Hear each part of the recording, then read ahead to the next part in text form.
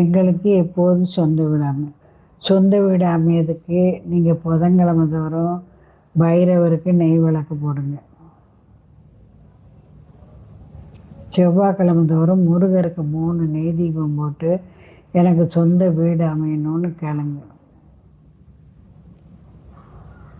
தவறாமல் செய்துக்கிட்டே வாங்க. திடீர்னு உங்களுக்கு இந்த யோகம் வரும். எங்களுக்கு எப்போதும் சொந்த வீடு அமையதுக்கு நீங்கள் புதன்கிழமை தோறும் பைரவருக்கு நெய் விளக்கு போடுங்க. செவ்வாய்க்கிழமை தோறும் முருகருக்கு 3 நெய் தீபம் போட்டு எனக்கு சொந்த வீடு அமையணும்னு கேளுங்க. தவறாமல் செய்துக்கிட்டே வாங்க. திடீர்னு உங்களுக்கு இந்த யோகம் வரும்.